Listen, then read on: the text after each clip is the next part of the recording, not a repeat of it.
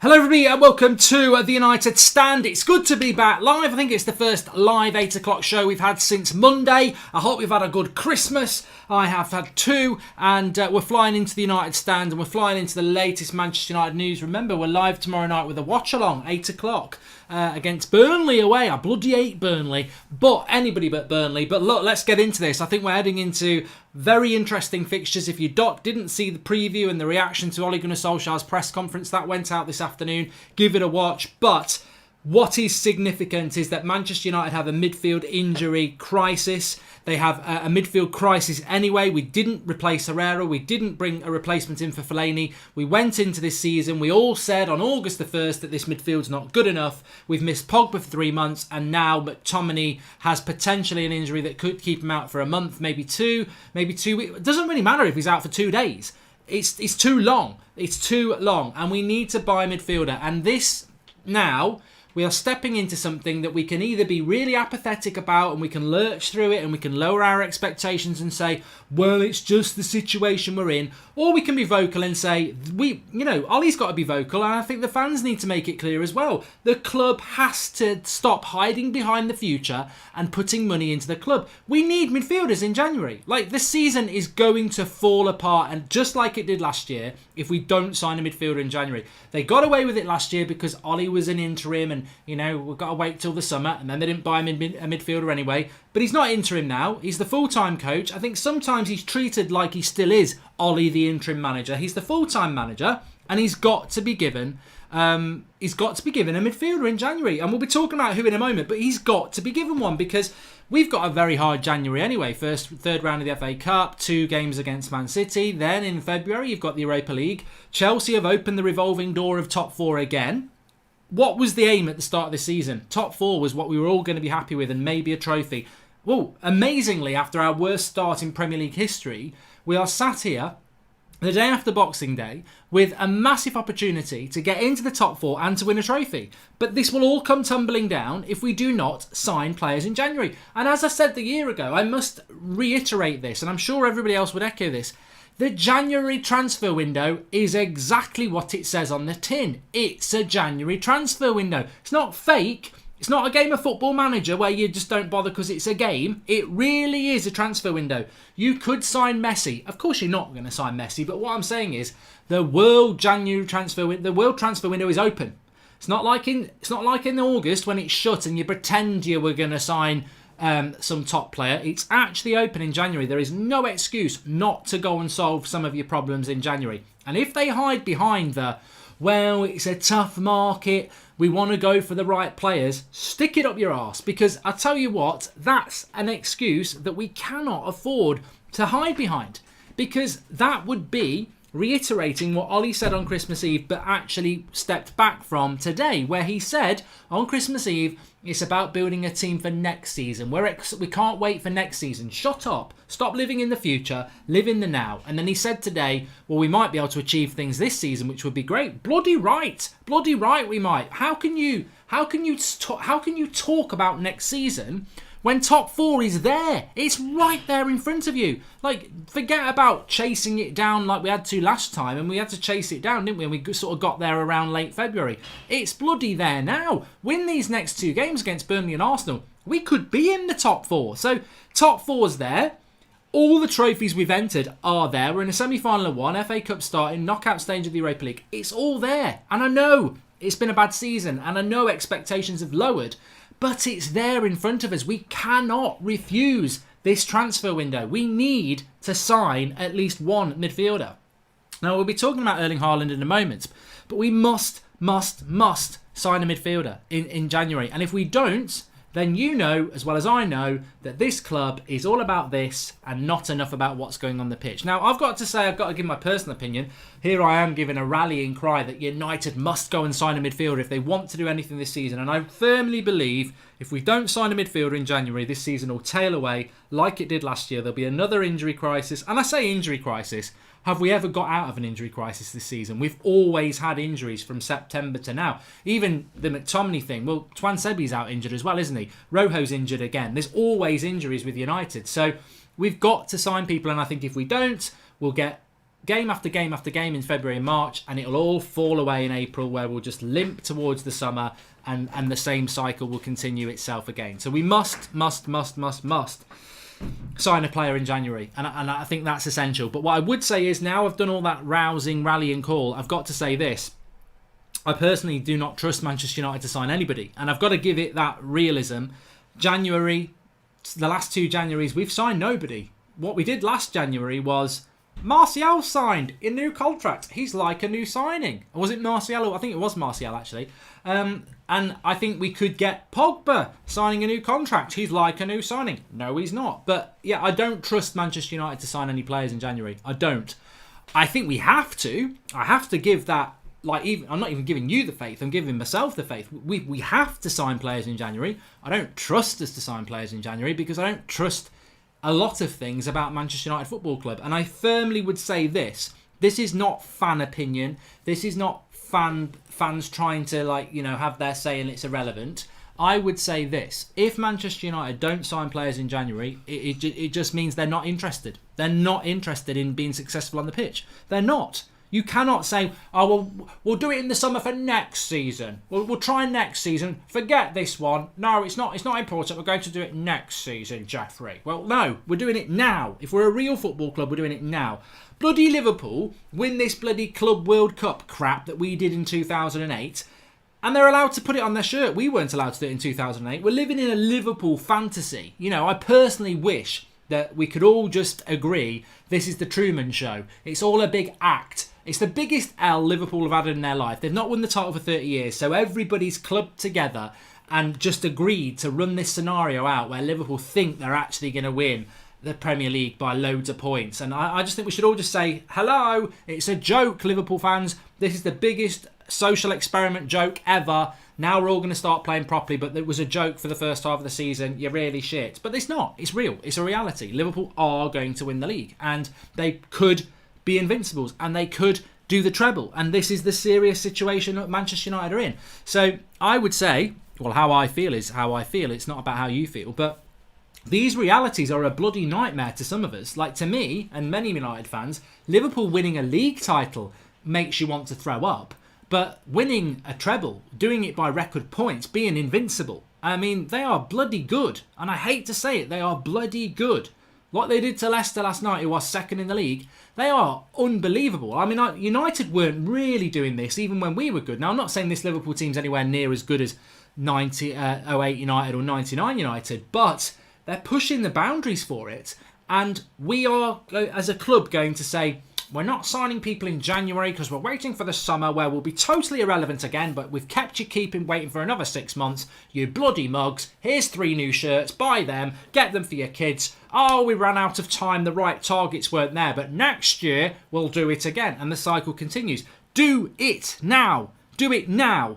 This is not a joke anymore. Do it now. This club is important to many, many people, and what Liverpool are doing is hard for United fans to swallow. But I can't overemphasise the fact that we have, as bad a season as we have had, there is an opportunity to grasp something. There's an opportunity to get top 4 in the Champions League. There's an opportunity to build momentum. There's an opportunity to win trophies and go to Wembley, and that's never going to compensate for what Liverpool are doing as our biggest rival. But you can't ignore that. You can't just go, oh, it doesn't matter. It's infuriating. It is infuriating. It really, really is. When do we get Henderson back? Not interested, error. I mean, I don't understand this De Gea thing. I'm not even going to bloody talk about it. I do want to talk about Harry Maguire in a moment. I want to talk about Pogba a little bit. I want to talk about these midfield options, though, just for a couple of minutes.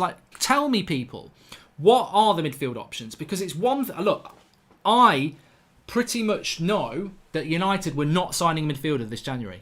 And that worries me because that is only going to change if Scott McTominay's injury forces them into the market. They weren't going to sign a midfielder in January. That is the noise coming out of Manchester United.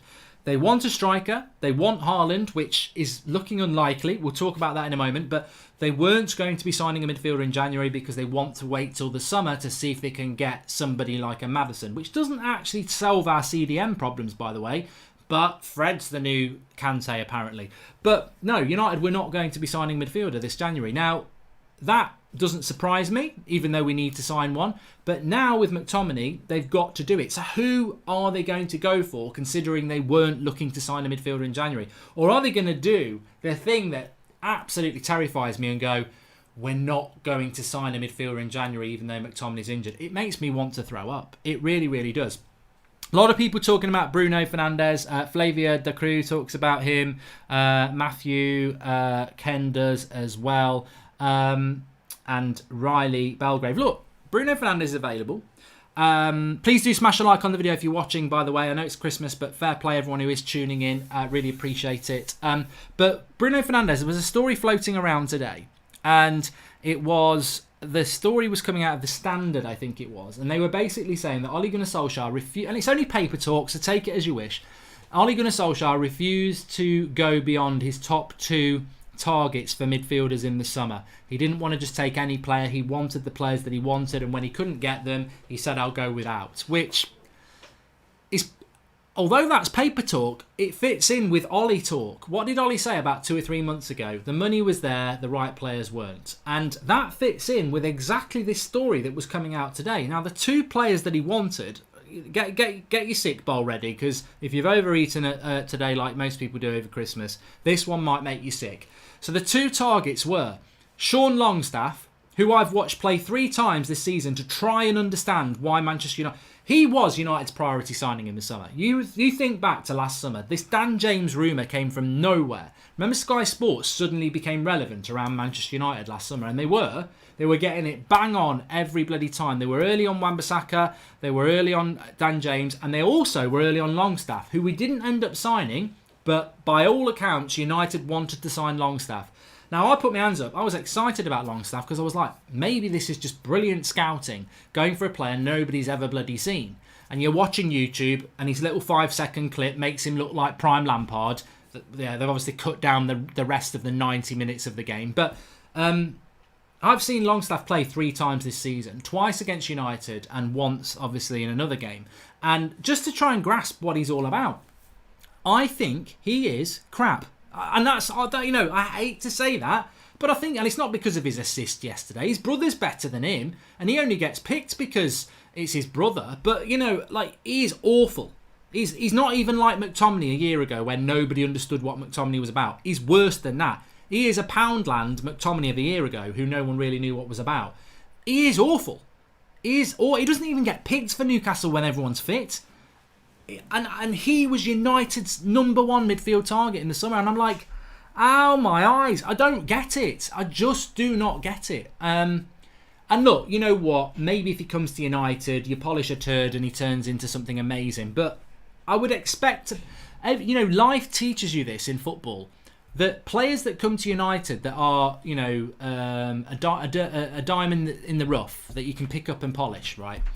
Years ago, Roy Keane at Forest, right? At Forest, wasn't the Roy Keane he became at Manchester United, but you could see he was Forest's best player and he was a young player.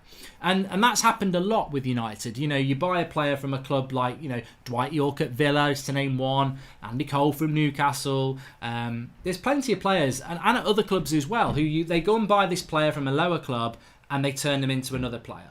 But Longstaff's not even doing it for Newcastle. It makes no sense. And the other player was Idrissa Gueye, who, to be fair, I think Idrissa Gueye might have been a good signing for United, especially statistically. I think he made the most tackles in Europe last year. So, Idrissa Gueye and Longstaff, according to that paper talk, were Ollie's prime targets. And he didn't want to go beyond that. But, I like Bruno Fernandez. I would go for Bruno Fernandez. I don't see United going for that one. Is the McTominay injury a blessing in disguise? If Ollie's at the wheel, does he drive a Corsa?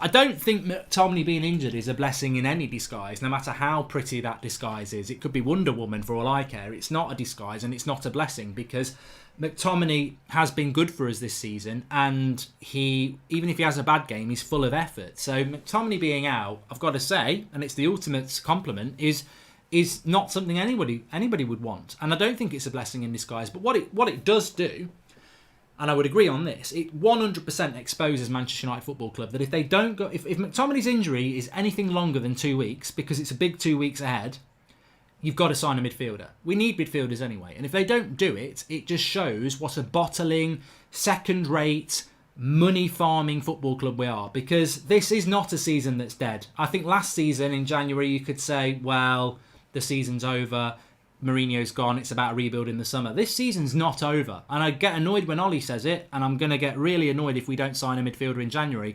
This season's not over. You know, top four is... And what amazes me the most is, for a football club that is focused on money, that is going to lose revenue from sponsors in summer if we don't get in the Champions League, because 2 years out of the Champions League, a lot of the sponsorship deals drop.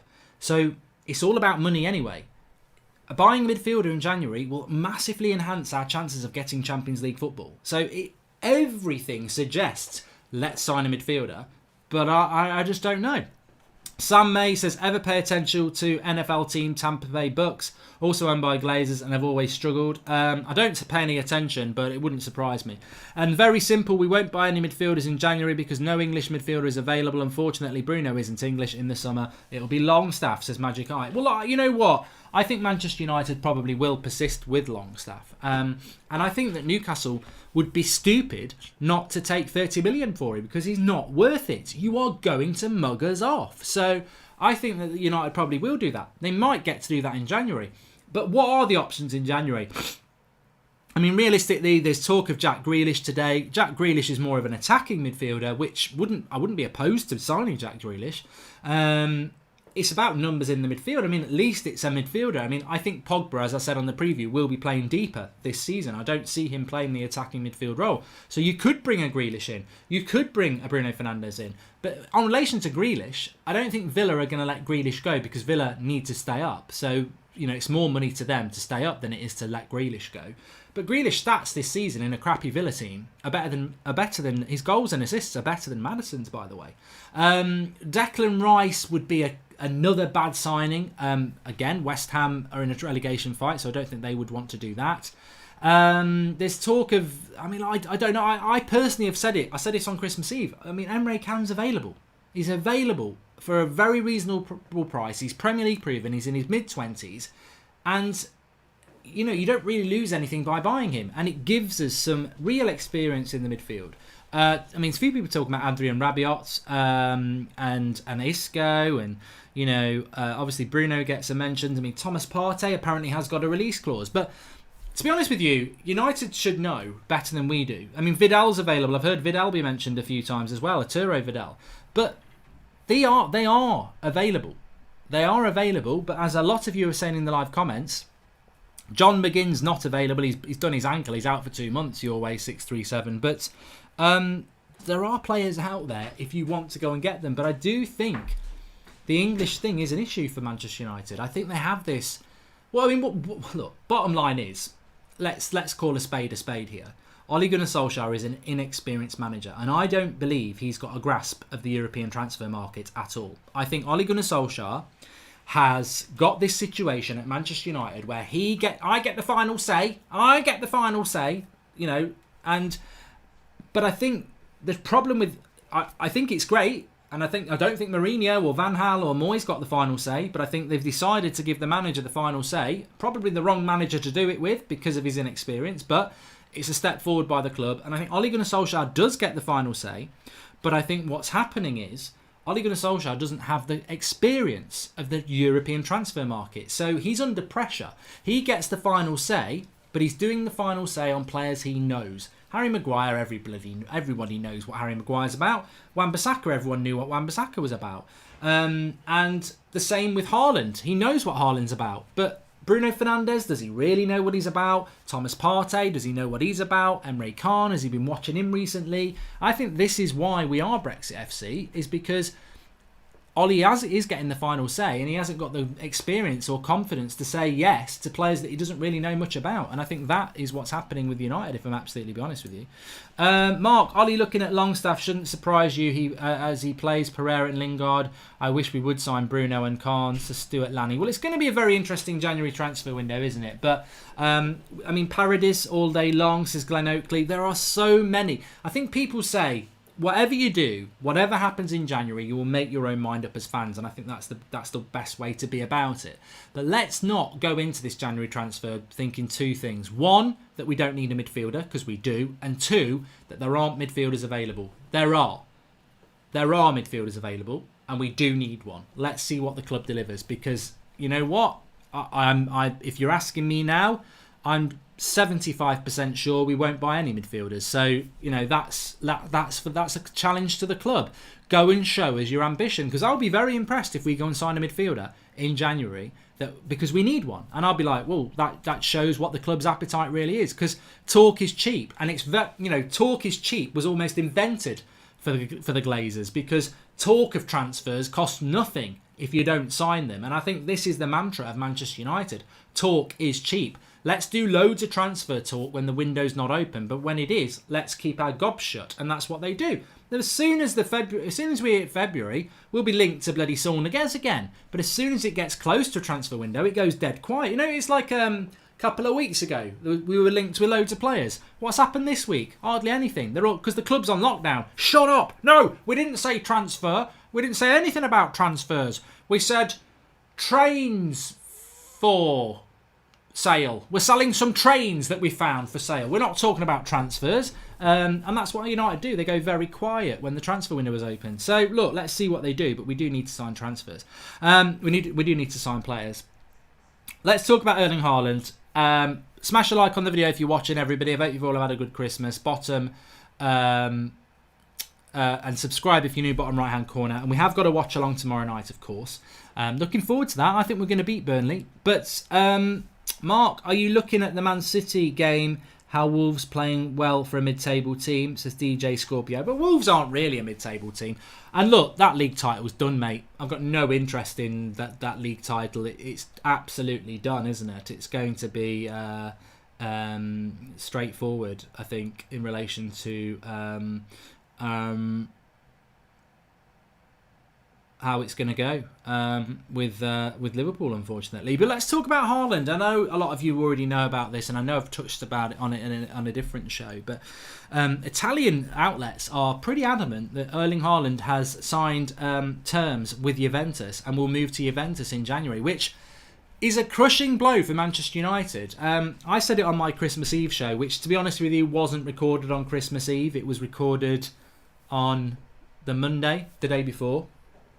And I basically alluded to the fact that Erling Haaland is done. Not because I've been told it's been done. I've made that mistake before. But I just think that, and this is my opinion and you'll have yours, well, I'll ask you.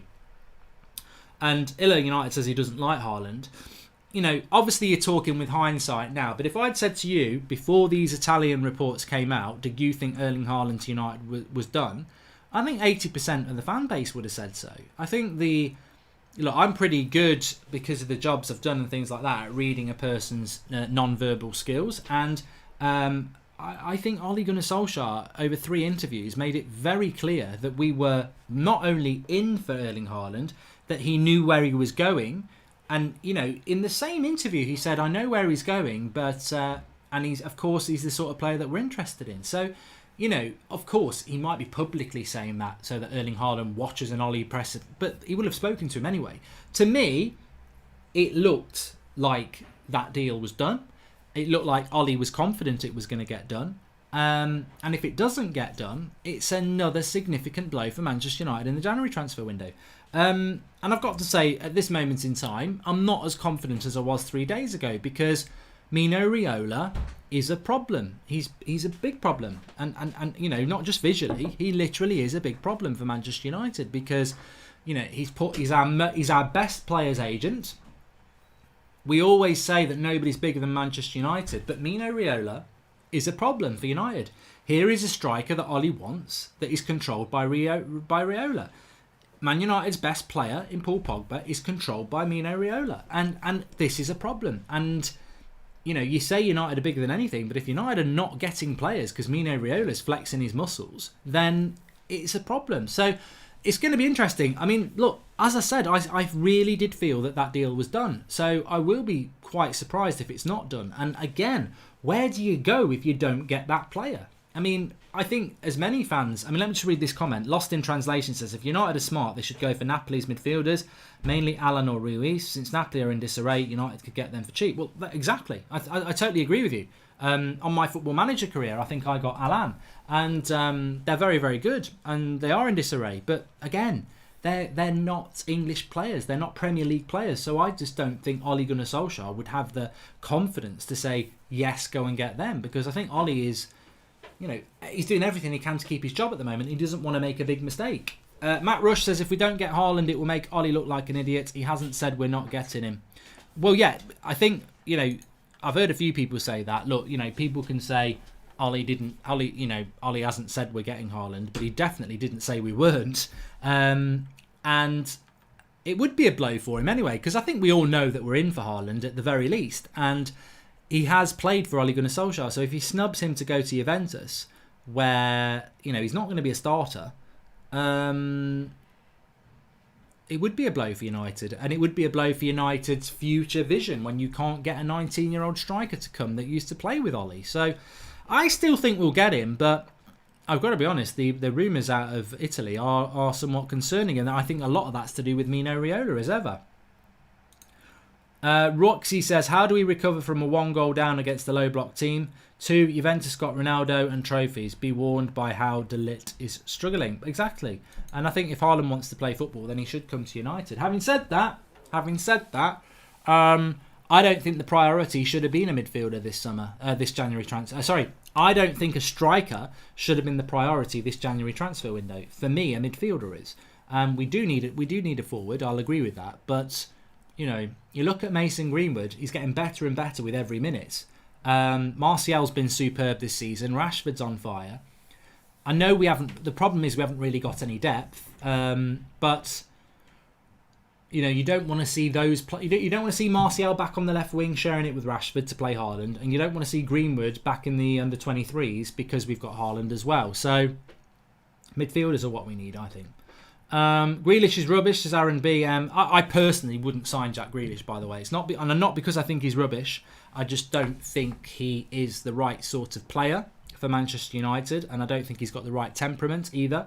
Remember, I live in the Midlands. That's all I'm going to say. But doesn't mean he can't be. And again, if we signed him, I would obviously back him like I do any United player that comes to us.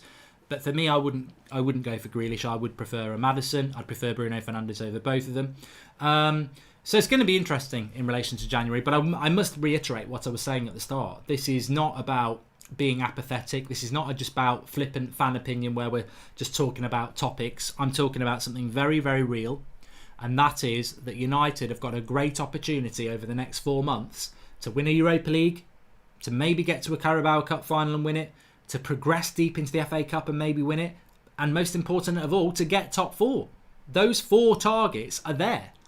But they're only there if we invest in January. You cannot be in a running race where your trainers, your big toes poking through your trainers and you're about to run through some stony ground. You're going to hurt your toe and you're going to lose the race. We're halfway through that race and somebody's offering you a brand new pair of trainers. You've just got to pay a bit of money for them. Take the bloody trainers and win the race. And that's what United need to do.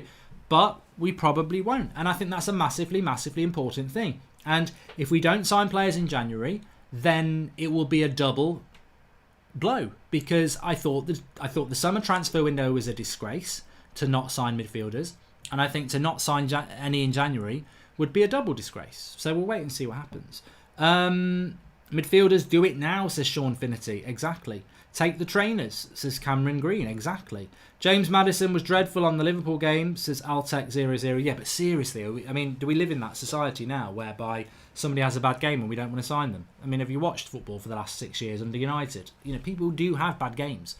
It's not FIFA. People do have bad games. Martial's one of our best players. He's my favourite player. He will have a bad game. Rashford's the same. Wan-Bissaka's the same. They have bad games every now and again. Nobody plays superb every week. Even Messi and Ronaldo sometimes have a bad game. It's just the way it is. Let's talk about a signing, though, who I think this season may well be having quite a few bad games. I mean, look, what do you think about Harry Maguire? I did want to bring that in the show. I mean, it's not a headline, but I did want to bring it into the show. What do you think about Harry Maguire at the moment? Because I saw an ex-United player saying that Harry Maguire is having a bad season for Manchester United, and he was very, very overrated at £80 million. Overpriced, says Zero Blade 57. I think that underrated, says Sonny Marsh. He's improving, says you. He's been average, says False 9. He's average, says Joshua Weston. I've got two sides to this coin. I would say that Harry Maguire is a player that I've always liked. I liked him playing for England. I liked him at Leicester. And when United signed him, I was happy with the signing. I wanted Koulibaly. I think most of us wanted Koulibaly, and I think that deal could have been done. United just didn't want to spend the money. I think 90 million probably would have got Koulibaly, but we didn't. We paid 80 for Harry. So, and I think yet again that feeds into what I was just saying before. It's about what Ollie knows. I think, whether Woodward would have given him 90 million for Koulibaly is another matter. But I think I can imagine the scenario where they're having the chat and he's like, look, I could give you 90 million for Koulibaly, or I can get you Harry Maguire for 80 million. And I think Ollie would go, shit, I don't know enough about Koulibaly, but I do know about Harry Maguire. Get me him. And that's why I think we do this Brexit FC, because he goes for what he knows, because he's so inexperienced in the European transfer market. And I hope to get proven on that, but I really do think that is the case with Ollie, and I think that's why we're not delving into the European transfer market as much as we probably should be. But I like Harry Maguire. I think his start as a Manchester United player has been not bad, not sensational. I'm very surprised that we've got to Christmas and he hasn't scored his first goal. When we signed Harry Maguire, you're signing the best player in the air in the Premier League, and we've totally abused that. We've not seen goals. We've not seen that many nearly goals. But also at the other end, we've not really seen dominance. That, Vidic was dominant in the air. And when we got Harry Maguire, I was like, we're going to get somebody who's going to be a real threat from set pieces and corners when we're trying to score goals, but also defensively, where we have been a bit sloppy, he's going to dominate. And he hasn't. And part of that's because of zonal defensive marking at times, which is stupid. But also, I just don't think he's been as dominant in the air, in either box, as I expected him to be. So there's definitely improvement there. But what I would say as well is, this is a United team that's had its worst start to a Premier League season ever. And he's a new player. And, I think Wan-Bissaka has adjusted magnificently in a team that's struggling. For a player that's come from Crystal Palace and is young, I think Wan-Bissaka is probably the reason people look at Harry Maguire and go, he's not really hit the ground running. Because Wan-Bissaka has been brilliant defensively and is now starting to add the goals. I thought his assist for Rashford yesterday was superb. So, if I was rating the 3 signings out of 10 so far, Dan James would be about 5.5. I think 6 being average. I think he started on fire and I think he's got tired, and I think that's to be expected. And I think we will see another bounce from Dan James, and I think he will be a good signing. I think Wan-Bissaka's been an 8 out of 10. I think he's been so good and he's getting better and better, and his mentality is superb. And I think Harry Maguire's just been a steady 6, maybe a 6.5, sort of slightly better than average.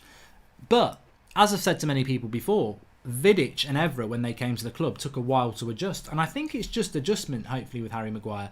But we do need to get a hell of a lot more out of him. For him not to have scored a goal yet isn't acceptable.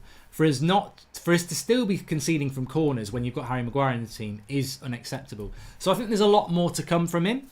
I agree with people that it could go the other way, because it can always go the other way, and he could end up just getting worse and worse and worse. But I personally think he will just get better and better. And I think it's not been a terrible start. The price tag was never his fault. He's an £80 million player because he's English, because of Van Dijk from 75 million from Southampton, because he is England's best centre-back, and that's what you pay. The price was never his fault. But yeah, he definitely needs to keep improving, but I don't think he's been a bad signing as some people think, to be honest with you. And as Avian says, our delivery on corners is atrocious. I actually think Fred on corners has been the best corner taker we've had all season. But yeah, some of the corners we've had this season have been atrocious as well. I would agree with you on that one. When was the last time Maguire got injured? Koulibaly has been injured, so better option is Maguire, and he's a decent defender. He just needs more time to settle, says Perky395. And that's another thing I would say about Harry Maguire. Inadvertently, you've probably made a good point there. Harry Maguire is injured, never, and plays all the time. Like, he's 26, isn't he, or 27, and I bet he'll play tomorrow against Burnley. That's 2 games in 48 hours, and he'll definitely play against Arsenal, and you'd think he'll play against Wolves and Man City. And, ever since we've signed him, he's been playing basically 2 games a week, so that is demanding on him as well. Maguire has been good, but he hasn't been as good as he was in the World Cup, says Hamza 07920. Well, yeah, but look, international football's not Premier League football anyway. Please do smash a like if you're watching, everybody. We are live tomorrow, of course, for the watch along. Burnley against United. We got to win that game. And the preview for that and the response to Ole Gunnar Solskjaer's press conference for that game is on the channel. I did that a few hours ago. That's gone up, so you can see my predicted lineup and all Ollie's comments, reaction for that. And I just want to talk about Pogba very, very quickly, and just say that I did a video right at the start of the season saying that Paul Pogba's got United's season in his hands. How repetitively funny is it that I'm saying this at Christmas time with the start, basically halfway through the season. He's missed most of this season. It's been our worst Premier League season ever. But here we are, the day after Christmas, or 2 days after Christmas, and I'm saying the same thing to you again. Paul Pogba's input on United's season in this second half of the season will be the most defining point of how successful we are. Whatever you think about Pogba, when he's on the pitch, you can see, and it's sad in a way, this is why we need to sign midfielders, because we know from Pogba over the last 3 years that on his day he's brilliant, but on the next day he's crap. And that's Pogba's career at United. It's 50-50. It's inconsistent. It's not good enough for what we paid for him. But when Pogba's played, and we've only really seen him for about a game, haven't we, across the last 2, when Pogba's on the pitch, he's the best player we've got. And that's even being inconsistent. So Paul Pogba, between now and May, if we can keep him fit, is massively important to us. Whatever you think about Pogba, it is so important. And I just wanted to say that again, that the way that how Pogba does over these next 4 or 5 months will be huge. But I'll say this as well, which goes back to what I was saying at the start. If we don't sign a midfielder in January, forget about it. And, I'm not going to say I'll be furious, because I'm already furious with the way this club's run anyway. I think they let us down in the summer by not signing midfielders then. But if they don't sign one in January, they are an absolute joke. And I don't even know what their relevance is as being owners of our football club if they don't see that we need to sign a midfielder in January. And there are plenty available. But I don't think for 1 minute that Paul Pogba will be available for every game between now and the end of the season. I'll be stunned if he doesn't miss at least another month with a hamstring or a groin or something, because that's what happens with Pogba. He gets knocks. He always picks up knocks. So it's another reason. McTominay looks like he's going to be out for a while.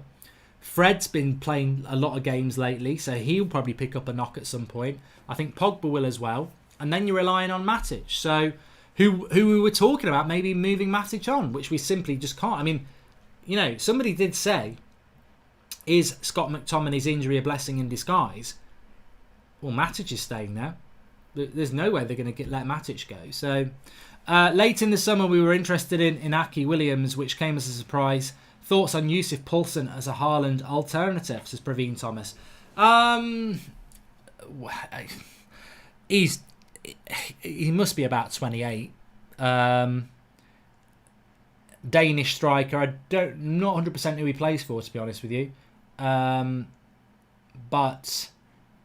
yeah, I mean, look, it's not inspiring. I think Haaland, the inspiring thing about him is that he's a young player that could go on to be absolutely superb. Poulsen, if you sign him, is the sort of player Stoke would have signed when they were in the Premier League. So yeah, it's not something that massively excites me, to be honest with you. RB Leipzig is who he plays for at the moment, and he's 25. So that's slightly better. Leipzig are a decent side, and he's 25. So, that's a bit better, but Joe Stanley says he's average, and I personally don't really think that he is the sort of player we should look at. I mean, if we don't get Haaland, which maybe we won't, who would we sign in January as a striker? I mean, Timo Werner is being linked with Chelsea.